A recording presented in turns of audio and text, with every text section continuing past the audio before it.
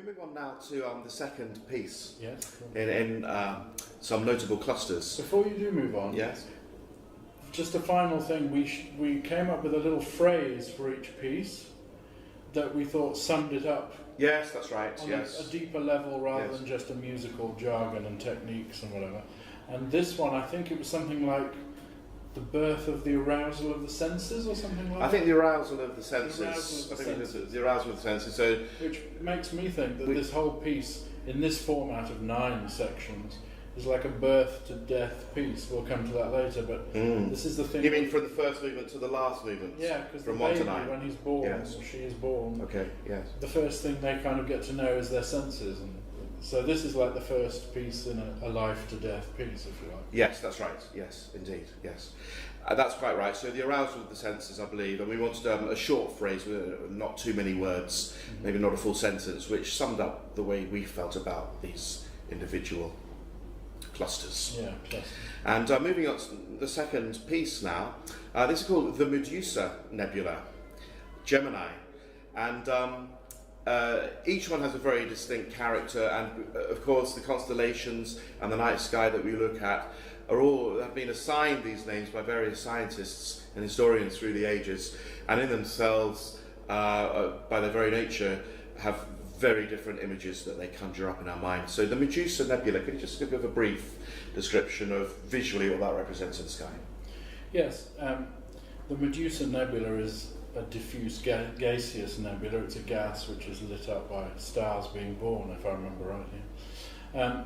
But the interesting thing about this piece is that Medusa, of course, is the Greek, she's not a hero, she's the Greek character who has the famous head of snakes and her stare. The wild crone. Yeah, exactly. Stare turns you to stone.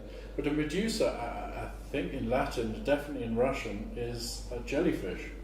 And of course the jellyfish has all these tentacles coming off the bottom, which is like the snaky hair.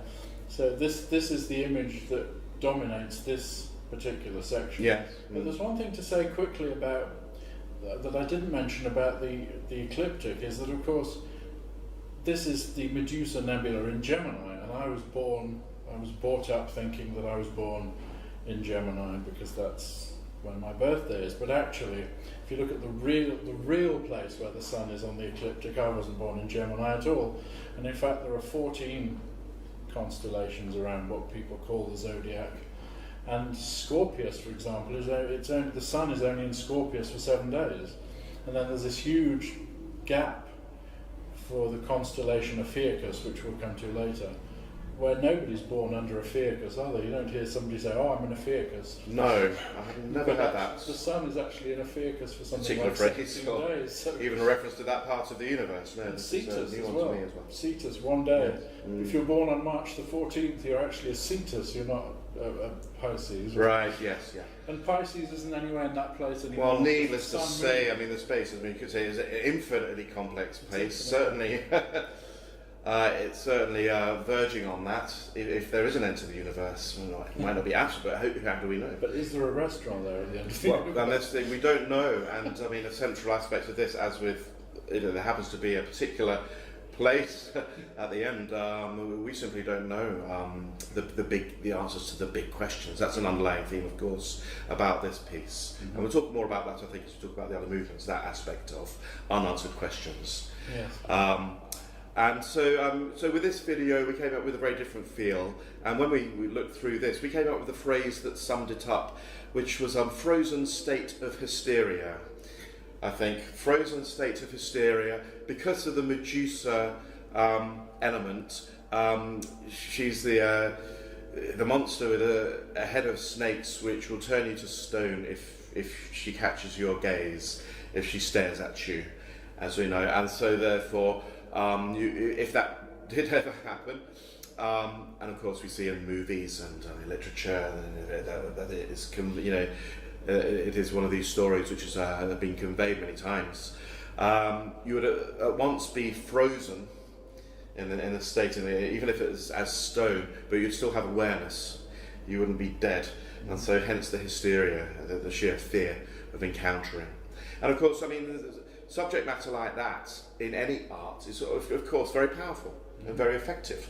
Well, It's not I wouldn't describe this as a mini horror movie. There's one later on in the cycle which maybe is, but this one, the first one was really the Seven Sisters. Well, it was really certainly an unthreatening one, whereas straight in with number 2 with Medusa, it does have that element, and we developed that in the video, I think, didn't we? yes, in fact, this is a horrific state of being, which actually, if you've ever seen the film Awakenings, about the psychologist Oliver Sacks, these people go into a completely catatonic state for decades, and then he found a drug that woke them up for a short period of time, and then they went back into this catatonic state. And they were aware for those 40, 50 years what was going on around them, but they couldn't do anything. It's like Pushkin's Stone Guest, he's a statue, but he's stuck inside, he's a person stuck inside a statue, not being able to move. Yes, yeah. Or it's like the Ice Queen in the one with the wardrobe, the children in the wardrobe, what's it called? The Lion, the Witch, and the Wardrobe. Those statues that the Ice Queen freezes, they're still alive inside. And then, of course, coming in contemporary, it's the Weeping Angels in Doctor Who, isn't it? Yes, and so yes, and then they move when they're not being watched. Yes. So it's actually quite a horrific idea. So this frozen state of hysteria, you'd be going absolutely berserk in there, wouldn't you? Yeah. Imagine stuck like that. Imagine us all stuck in our homes during lockdowns. It's worse than that. You can't go out. That terrible feeling, as I say, as the performer, in this case, the solo viola part that I'm playing, and we've gotten to know the music that Marcus has written intimately. Again, in this piece, as in all the others, you captured the feeling that you just described very effectively in musical terms. It's kind of a horror thing, isn't it? Yes, there's also a mini horror. So there's one later on which we'll talk about, which I think is the horror movie of this sequence. But it's certainly not far from that. Yeah.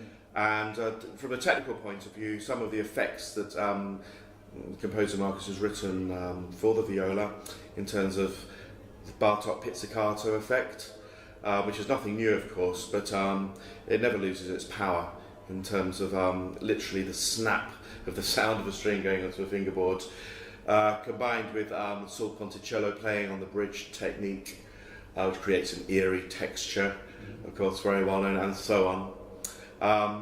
Yes, I thought that we did very well with this video, and having done the first 2, my mission was to try and achieve the same level with all of them.